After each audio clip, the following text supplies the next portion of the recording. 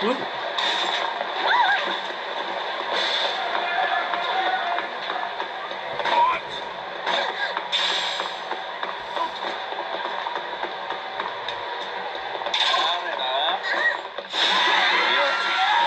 Boy.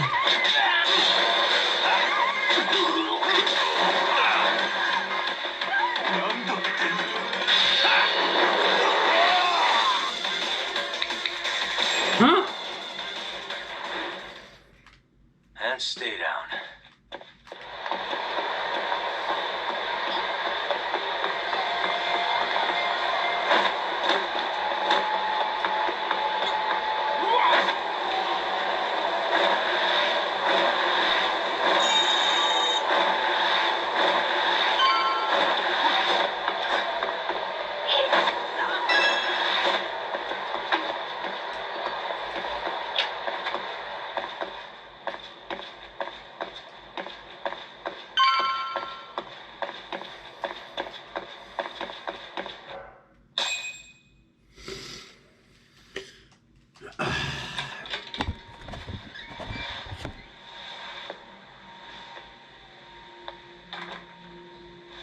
Hope you don't mind I let myself in.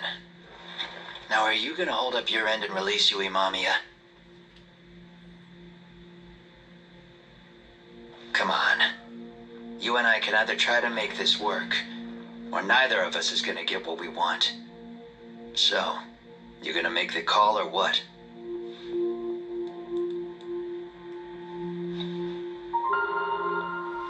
Hello? Yagami-san? I'm with Kawana. You can let Mamiya-san go. Got it. Will do. Sorry about all this, Yagami. Why don't you sit down? Maybe it's time you and I had a heart-to-heart. How's Kaito holding up? Kaito-san's recovering in the hospital. For now. Sawa-sensei is another story, though. I can hardly believe it. She was the last person I wanted to get mixed up in all this shit. If that's the case, why were you already waiting in her apartment? RK's top men were lying in wait over there to get their hands on you. So why was she the one lying on the ground? Answer me, Kawana. Was it because of you? Would you feel better if it was? How dare you? You're thinking that if you hadn't stuck your nose in her affairs, she might be at home grading her papers right now. You tell me, is that what's eating away at you right now? Because if it is, you're mistaken. That guilt is mine alone to bear. It's my burden to carry. When I saw on the news that she had been murdered in cold blood, it felt like the whole world had stopped spinning to me. I would take it all back right now if I could. But unfortunately, to fix this, I'd need to turn the clock back further than you'd think. You mean back to when you were a school teacher? Yeah, basically. Back to when I still had a little faith in humanity. Seeing someone's life get cut short, you never really bounce back from it, do you? But I don't have to tell you that. I did my homework on you, Yagami. It seems you were a fairly accomplished lawyer. You even scored a murder acquittal. But we both know how that ended. The death of an innocent young woman.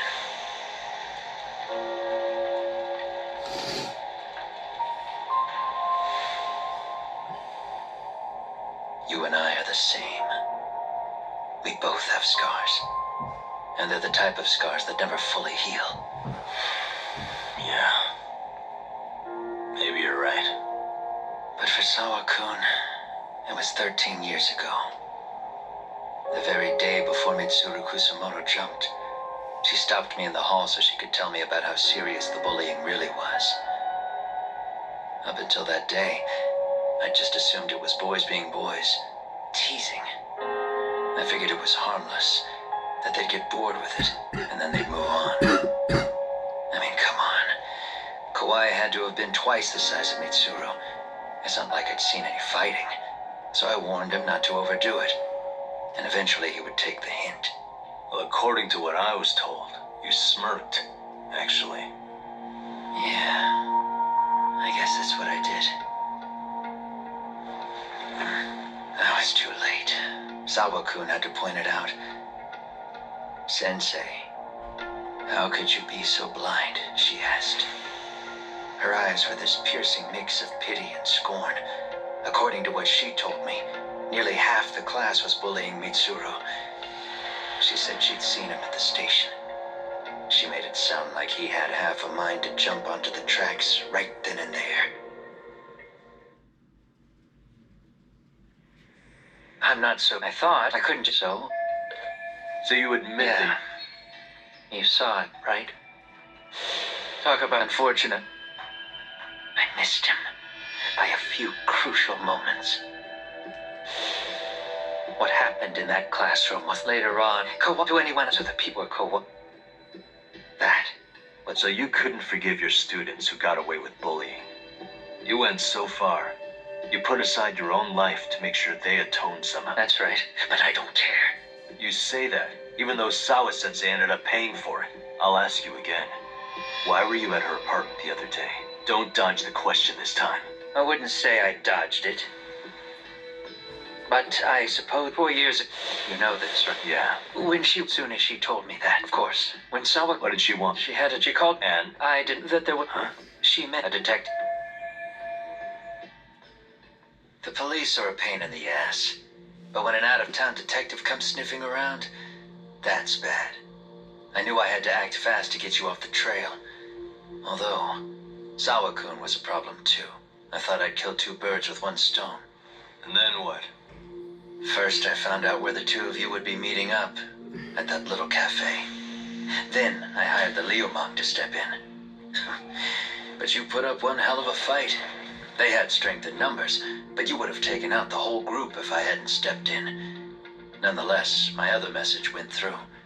At the same time, Sawa-kun was handed a photo of Mikoshiba's final moments. I left that task to someone you know. Yui Mamiya. They hadn't seen each other in 13 years. Sawa-kun had no idea. The lady in the sunglasses. Yui Mamiya was involved in that too? Everything I did that night was intended as a warning to Sawa-kun. Although, I guess I didn't have to be so extreme about it. Yeah. Sawa-sensei was too smart. She must have started suspecting that you'd had something to do with Mikoshiba's murder. After all, who else could have known we'd be meeting at that cafe? She'd have traced it right back to you. Even if Sawa-kun had started to suspect me, I knew she wouldn't sell me out to the cops. We're too alike. The both of us lost students to suicide on our watch. That said, I couldn't bear the thought of dragging her down into the mess I started, so I scared her off, and I thought she would stay away. The day she was killed, she called to ask if we could speak in person. I could tell something was wrong. She was on the verge of tears the whole call. Then she broke down. I asked her why, of course, but she wouldn't give me a straight answer no matter how I tried to phrase the question. So then what? Did you just waltz on over there? It doesn't seem like you. Watch it. You don't know me well enough to say that. Maybe. But I assume you had some sort of plan going in. Were you gonna confess to her? Here's the thing. If she'd figured out that I was behind Mikoshiba, and it didn't sit well with her, I would have told her every last detail. Sawa-kun, no. I think she would have understood me. Or at least that's what I had believed. In hindsight, I think she was forced to make that call. Under normal circumstances, I'm sure she'd have rather washed her hands of me. Hard as it is to hear, I think she called me under duress. RK probably had her hostage. That would explain the vague responses. That's probably why her voice was trembling. It's tragic. You mean it was RK? Why do they want you so badly anyway? I don't know. What? If I knew their angle, I'd be doing more than just scurrying around. You serious? Believe me, I'm just as clueless as you are, much as I hate to admit it. Honest, I'm not thrilled that a small army wants my head on a platter. Have you noticed how RK seems to show up at the worst possible times? Someone must be pulling their strings. Then we're on the same page. At least we agree on something.